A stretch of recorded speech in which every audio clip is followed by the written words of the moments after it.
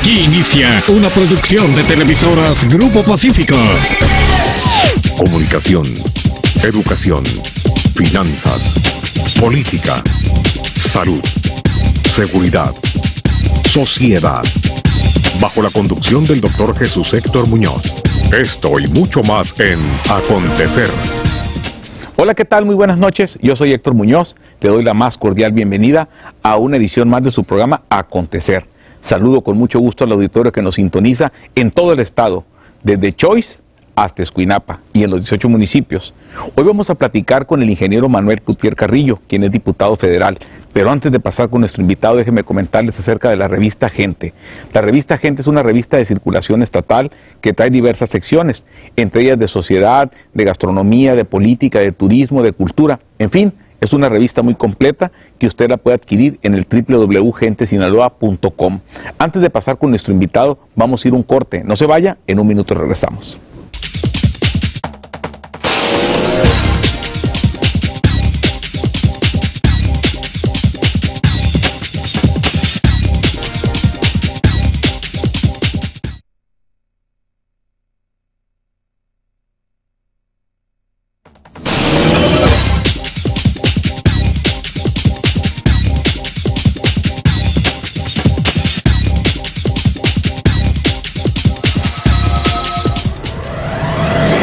Continuamos con su programa Acontecer.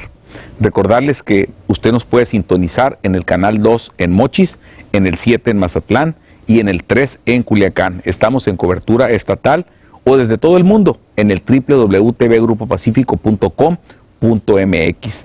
También nos puede seguir en Twitter y en @jhectormunoz, o bien usted puede ver todos los programas que se han transmitido de Televisoras Grupo Pacífico en el Facebook o en el YouTube, tecleando Jesús Héctor Muñoz Escobar. Bien, vamos a darle la más cordial bienvenida a nuestro invitado del día de hoy, al ingeniero Manuel Cloutier Carrillo, quien es diputado federal y que nos acompaña aquí en el estudio esta noche. Diputado Manuel Cloutier, bienvenido a su programa Acontecer. Al contrario, gracias, doctor, por esta cordial invitación, gracias a esta televisora, pues que tradicionalmente nos ha abierto los espacios para comunicarnos precisamente con los sinaloenses. De nuevo, gracias. Bien, bien, Manuel, bueno, pues qué bueno que estás aquí. ¿Cómo ves a Sinaloa? La última vez estuviste aquí en el programa, creo que a finales de enero, si más no recuerdo, ya han pasado casi 6 meses. ¿Cómo ves a Sinaloa en estos 6 meses que han transcurrido y esta administración que preside Mario López Valdés? Si habría que describirlo en una frase, diría que no veo claro. Ese sería el principal problema. ¿Qué quiero decir con esto, doctor? Primero, Sinaloa está ardiendo en términos, no me refiero del verano, de temperatura, sino está ardiendo en términos de inseguridad. El Estado está padeciendo un problema gravísimo de inseguridad. Todo indica que nuestro gobierno estatal no termina de agarrar las riendas y de empezar a mandar las señales correctas en relación a la seguridad en el Estado. Esto está teniendo repercusiones muy serias en materia económica, muy en particular en los destinos principalmente turísticos del Estado. Me refiero en lo específico en el caso de Mazatlán. Mazatlán va a sufrir de manera importante, no solo en este verano, sino sobre todo quienes más miedo tienen de venir a Sinaloa hoy por hoy son precisamente los extranjeros. Esto pues nos dice que en materia de turismo estamos sufriendo y en materia de inversión también vamos a sufrir sustancialmente. Si a Sinaloa no quieren venir ni los turistas, menos van a venir los inversionistas. ¿Por qué? Porque no van a venir a anclar sus inversiones en un Estado que no garantiza ni la vida, que no garantiza ni seguridad jurídica, que no garantiza seguridad en el patrimonio y en los capitales que se inviertan. Esto pues está creando condiciones para el Estado muy preocupantes, muy preocupantes. Súmale efectivamente el problema que tuvimos en el sector agrícola, la helada del pasado mes de febrero, que ya sabemos sus repercusiones, pero que también hay que decirlo con claridad. Sí hay una crisis en el sector agrícola derivado de la situación climatológica, pero también es cierto que eso no está teniendo un impacto en la economía de la magnitud que nos lo está planteando el gobierno estatal. ¿Por qué? El gobierno del Estado está planteando que esto significaría una caída en el PIB estatal, en el Producto Interno Bruto estatal, del orden del 10%. Y esto no es cierto, doctor. ¿Por qué? Te lo explico. Sinaloa tuvo una caída del 3% en 1995 y tuvo una caída del 5% en 2009. Es decir, en dos de los periodos de las mayores crisis nacionales, Sinaloa no ha caído el 10%. Y eso que lo que se contrajo fue toda su economía. Y aquí estás hablando exclusivamente de un sector, una crisis que impactó de manera directa a un sector importante de la economía sinaloense, pero también hay que decirlo cuál es el peso específico de la agricultura en Sinaloa. ¿Cuánto representa? Dentro del PIB sinaloense, la agricultura hoy representa más o menos entre 12 y 13%, lo cual pues ya no es el sector primario, aquel 25% que representaba quizá hace 15, 20 años, ya no es eso. Y esto no quiere decir que la agricultura no sea importante, simple y sencillamente es que el peso específico que tiene dentro de la economía estatal se ha achicado en su participación porcentual porque la economía estatal ha crecido. Hoy por hoy el sector más grande de la economía estatal es el sector terciario, entiéndase, comercio y servicios, incluyendo turismo. Entonces, esto hay que decirlo claro, las condiciones del Estado no están gratas, pero eso no justifica y tampoco plantea lo que nos está queriendo hacer creer el gobierno estatal. Nos está queriendo decir que el Estado va a una crisis muy severa, incluso en otros términos, y también nos dice que el gobierno del Estado será el salvador, y eso tampoco es cierto.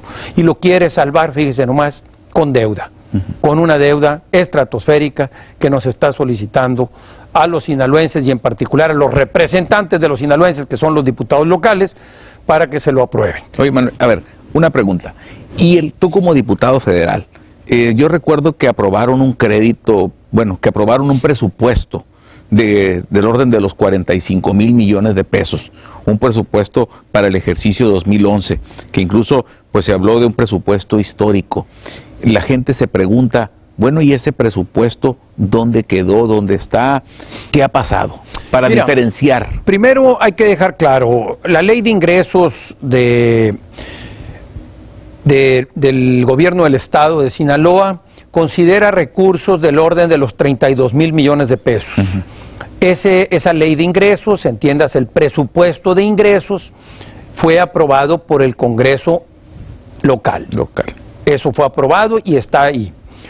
Lo que autorizó el gobierno federal son recursos federales, tanto que contemplan las participaciones de los estados, como también lo que es tradicionalmente el llamado ramo 33, que son recursos etiquetados, vienen para fines específicos. De infraestructura, etcétera, etcétera. Y incluso algunos de gasto corriente, como son en educación.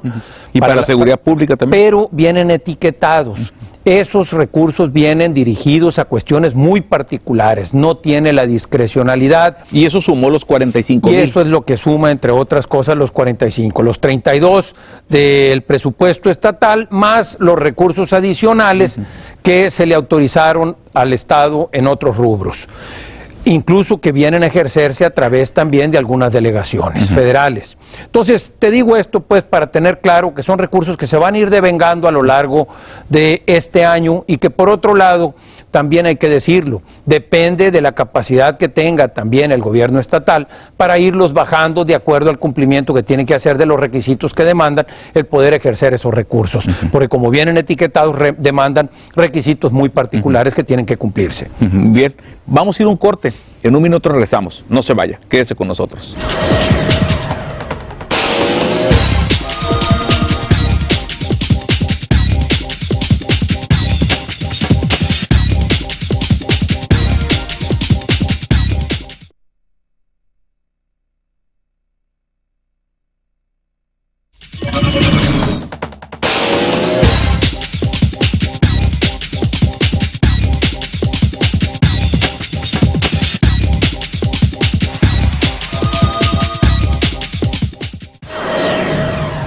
Continuamos con su programa Acontecer. Estamos platicando con el diputado federal Manuel Cloutier Carrillo. Diputado, comentábamos antes de ir al corte acerca del crédito, pues de la opinión tuya acerca del crédito de los 3 mil millones de pesos que requiere Sinaloa. Bueno, vamos a quitarle el requiere, ¿no? Primeramente, que está solicitando el gobierno estatal o el gobierno malovista. Y Una cosa es que lo solicite, otra cosa es que los necesite. ¿Cuántas veces llegan tus hijos a pedirte centavos y hay que cuestionarse si los necesitan, si los requieren o si simple y sencillamente los están solicitando? Entonces, yo creo que hay que ser claros aquí también. Y bueno, esto es importante, doctor, mencionarlo, porque creo que es fundamental darle una explicación a la sociedad de lo que está solicitando el gobierno de Maloba. El gobierno de Maloba, actualmente el gobierno del Estado, tiene una deuda de largo plazo de 2.600 millones de pesos. ¿Y eso qué quiere decir? 2.600 millones de pesos que ya debe el gobierno del Estado, que fue incluso, como lo ha dicho el propio Armando Villarreal, ha dicho que esa deuda la heredaron. Del gobierno de Jesús Aguilar Padilla. Así es. Ajá. Y de los gobiernos anteriores, no es exclusivamente del gobierno de Jesús Aguilar Padilla. En los últimos 24 años, el importe máximo que ha llegado a deber el Estado en deuda de largo plazo son 2.600 millones de pesos. Y el gobierno malovista está pidiendo, en 6 meses de iniciado su gobierno, nos está pidiendo un crédito de 3.000 millones de pesos para llevar pues la deuda total de largo plazo para el gobierno del Estado a 5.600 millones de pesos. Está solicitando incrementar el pasivo del gobierno estatal en 6 meses en 115%. Esta es la petición del gobierno de Maloba en 6 meses, donde a todas luces se nota claro que ni siquiera le entienden todavía al gobierno, porque todavía este gabinete Montessori está tratando de ver dónde están los papeles, cuáles son los proyectos, apenas están queriendo empezar a entender y ya no digamos empezar a querer gobernar, pero ya están pidiendo prestado 3.000 millones de pesos, es decir, están pidiendo incrementar la deuda histórica del gobierno sinaloense en 115%. ¿Y tú como diputado federal qué vas a hacer o qué estás haciendo? Bueno, aquí lo que hay que dejar claro es que la responsabilidad compete al gobierno local. Es decir, Maloba y su gobierno como poder ejecutivo pueden equivocarse en la solicitud. Los que no se pueden equivocar son los diputados locales, que son en el sistema democrático los que deben enmendarle la página al Ejecutivo y generar precisamente los contrapesos. Por eso las decisiones del legislativo local son decisiones de carácter colegiado, no concentran el poder en una sola persona, sino que permiten precisamente generar los contrapesos. Y la segunda cosa importante es que estos diputados locales deben de actuar en representación de los intereses de la sociedad, no en representación de intereses propios, no en representación de intereses partidarios, y mucho menos en representación de intereses del poder o en particular del poder ejecutivo. ¿Y así lo están haciendo o no? Precisamente, o deben serlo, contrapeso del poder ejecutivo. ¿Pero lo están haciendo o no lo están haciendo? Bueno, eso lo vamos a ver muy pronto y vamos a saber quiénes actuaron con qué criterios. Porque todo se sabe, doctor, todo se va a saber, todito. Es decir, vamos a saber con nombre y apellido qué diputados votaron a favor de endeudar al Estado. Claro, siempre es muy fácil regalar recursos cuando no son tuyos.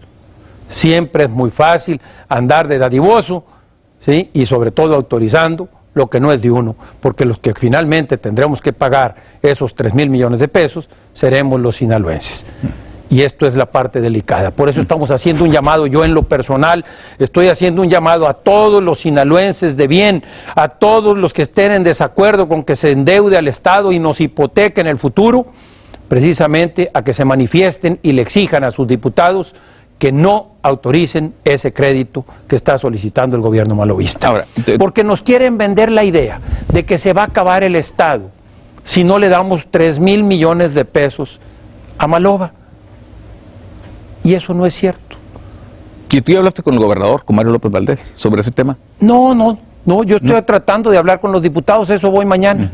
Precisamente, trataré de estar en el Congreso para precisamente señalar y hablar con ellos para que tomen en consideración otros puntos de vista, especialmente de la sociedad, y que puedan tomar sus decisiones de manera mejor informada, pero especialmente entendiendo la responsabilidad histórica que tienen en sus manos hoy por hoy. Y que no se equivoquen, que no se vayan a equivocar. Si ellos le dan 3,000 millones de pesos a Maloba ahorita, nada te garantiza que en 2 años más nos estén pidiendo otro cacho. Nunca habíamos visto a alguien que llegando pidiera una cantidad de empréstito semejante, porque históricamente no ha habido esa solicitud, y tampoco hemos visto que alguien lo pidiera tan pronto. Es decir, quien pretende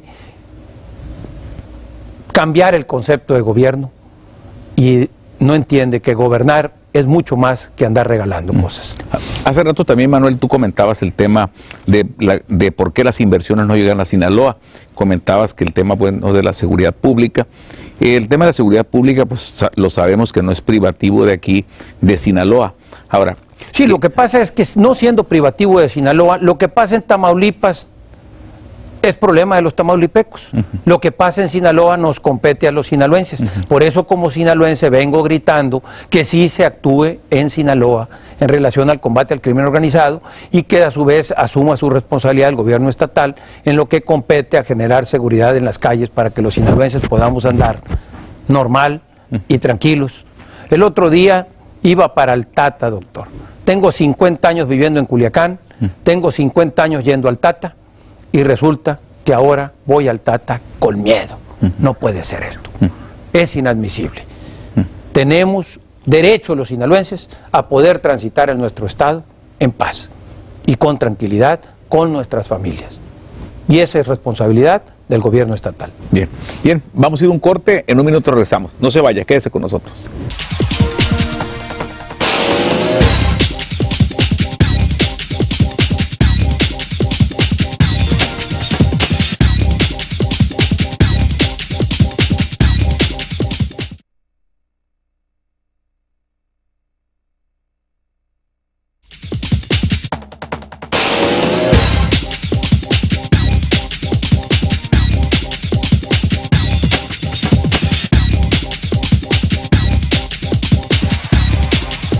Continuamos con su programa Acontecer. Estamos platicando con el diputado federal Manuel Cloutier Carrillo. Diputado, ¿cómo ves el tema nacional? ¿Cómo ves la sucesión hacia el 2012? Principalmente en el Partido Acción Nacional. Se acaba Heriberto Félix Guerra, pues nuestro paisano, secretario de Desarrollo Social, acaba pues de declinar. Javier Lozano, secretario del Trabajo, también lo hizo. Quedan 5 aspirantes. ¿Cómo ves el escenario, tú que estás allá en México? Bueno, yo creo que hay que hacer el análisis, sí, de los aspirantes, pero también hay que entender que hay varios suspirantes. A ver, ¿cuál es Es decir, hay que decantar rápidamente esto porque no son 5. Hay aspirantes y hay suspirantes, y los números hablan por ellos. Como ya tú lo has dicho, hay las unos encuestas que se han decidido ya dejar esta idea porque precisamente... ¿No les dieron los números? Pues no.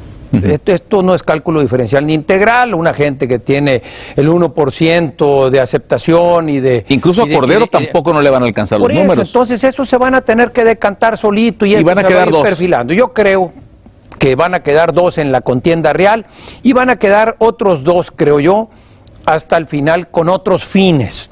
¿Sí? Esa es una opinión de un servidor. De acuerdo. Pero en realidad, en términos de contienda, estaremos hablando de 2. Yo creo que esto se remite finalmente a que la elección de Acción Nacional, la interna, se estará definiendo entre 2 personajes. El senador con licencia hoy, Santiago Krill, y la coordinadora del grupo parlamentario del PAN, la diputada Josefina Vázquez Mota. Yo creo que ahí estará la contienda. Casi te puedo decir también que Josefina representa la candidata del oficialismo, en particular del presidente Calderón, mientras que Santiago Krill representa el candidato de la militancia y de la dignidad. O sea, ese es mi análisis. Lo que en su momento representó Calderón en el gobierno de Fox. Así es. Así es. Con una gran diferencia. Fox fue muy respetuoso del PAN y todo indica que Calderón no lo está haciendo. Esa es la diferencia. Pero bueno, esto lo tendrán que decidir los panistas. Yo espero que... ¿Tú eres panista? Yo no estoy afiliado al Partido Acción Nacional, pero soy panista sin credencial. Creo en las convicciones del Partido Acción Nacional y me considero mucho más panista que muchos panistas que tienen credencial, pero que en realidad actúan como priistas. Ahora, otro punto. El otro día tú mencionabas tu aspiración a contender para senador y no por la vía plurinominal, sino por la vía de la mayoría relativa. ¿Qué hay de eso, Bueno, Manuel? el Partido Acción Nacional tendrá que definir los mecanismos para llevar a cabo su elección interna y corresponderá también a los panistas el día de mañana decidir quién quieren que sea el candidato de ellos para buscar la senaduría. Y yo hago una pregunta nomás bien sencilla. De todos aquellos que aspiren y aspiran en el Partido Acción Nacional, le pregunto a los panistas, ¿a quién te atreves a darle en custodia las llaves de tu casa? Es decir, ¿a quién le tienes confianza? Y así les dices. Así sería tan sencilla la pregunta. Bien. Ahora, y Manuel, volviendo para atrás, al final del día, en la contienda, en el PRI, bueno, tenemos un Peña Nieto, tenemos un Manlio Fabio, en el PRD hay un Marcelo Ebrard, un Andrés Manuel López Obrador. Yo creo que en el ¿Cómo PRI está muy claro ya perfiladas las cosas, el candidato va a ser Enrique Peña Nieto y Manlio está tratando nada más de negociar su posición. Por otro lado, creo también que en la izquierda el candidato va a ser Andrés Manuel y Marcelo está buscando precisamente negociar su posición también. Es lo que yo creo. Ya no les dieron los tiempos. No les dieron los tiempos. Hay que entender otra cosa. En este caso en particular, la próxima elección de 2012 va a ser una elección en la que va a regir una legislación que hasta hoy no hemos tenido elección presidencial con esta legislación. ¿Qué quiere decir esto? Vamos a tener elecciones muy cortas, extremadamente cortas. Creo que la presidencial va a ser de 90 días. Por otro lado, vamos a tener a su vez limitantes para la contratación de publicidad, porque se tiene que contratar a través del IFE, es decir, no existirá un uso indiscriminado de los medios de comunicación y en particular los electrónicos. Y tercero, también vamos a tener que está limitado el tipo de publicidad que se puede manejar en este tono de las campañas negras, etcétera, está regulado. Y finalmente, pues, será una elección muy acotada en la que difícilmente se van a poder improvisar personajes. Nos queda un minuto, Manuel. De ahí la importancia que tiene que cualquier aspirante tenga que tener ya previo a los tiempos un posicionamiento importante en la sociedad mexicana. Y lo más importante todavía, que no vaya a ganar, como acaba de suceder en el Estado de México, el abstencionismo, que fue finalmente el verdadero ganador en el Estado de México. Manuel, nos queda medio minuto, un mensaje para el auditorio, para que te despidas. Bueno, el llamado que hemos hecho permanentemente ha sido un llamado a la ciudadanía que ejerza efectivamente su rol de ciudadanos participando en la actividad política, entendida esta como la actividad gestora del bien de nuestra comunidad. Así pues, llamamos a todos los sinaloenses y a los mexicanos para que actúen comprometidamente y busquen el bien de Sinaloa, de Culiacán y de nuestra comunidad en general.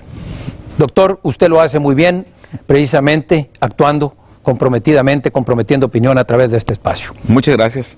Bien, pues nos vamos. Le agradecemos al diputado federal Manuel Plutier Carrillo su presencia aquí en el estudio, en TV Acontecer.